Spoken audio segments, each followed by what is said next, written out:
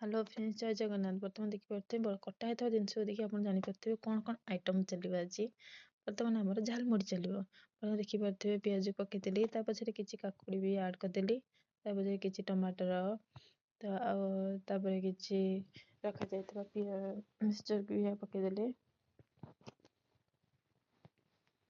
ଆପଣମାନେ ଦେଖିପାରୁଥିବେ ବର୍ତ୍ତମାନ ମୁଢ଼ିର କଲର୍ଟା ଫାଷ୍ଟରୁ କେତେ ସୁନ୍ଦର ଆସୁଛି ନା, ତା ପଛରେ ଦେଖି ଚାଲନ୍ତୁ ମୁଢ଼ିର କଲର୍ କେମିତି ଆସିବ, ତା ଫ୍ଲେଭର୍ ବି ବହୁତ ସୁନ୍ଦର ଆସିବ।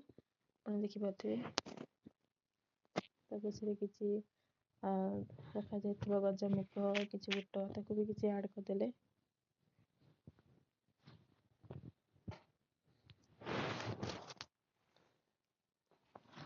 ତା ପଛରେ କିଛି ସ୍ୱାଦ ଅନୁସାରେ ଲୁଣ ବି ପକେଇଦେବେ।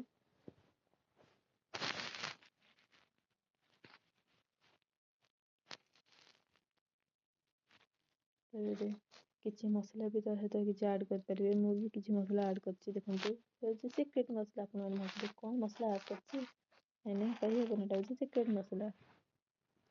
ତାପରେ କିଛି ଲେମ୍ବୁ ବି ମାରିଦେବା। ଆପଣ ଦେଖିଥିବେ ଲେମ୍ବୁଟା ମାରିଦେଲା ପରେ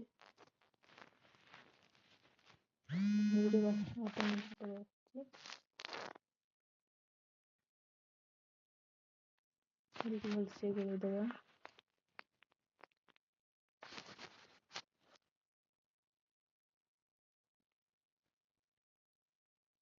ଭଲସେ ଗୋଳେଇ ଦେଇଛି, ଆପଣ ଭଲସେ ଗୋଳେଇ ଦେବେ। ମୁଢ଼ି ଗଲା ପରେ ବହୁତ ସୁନ୍ଦର ଆସୁଛି, ଟେଷ୍ଟ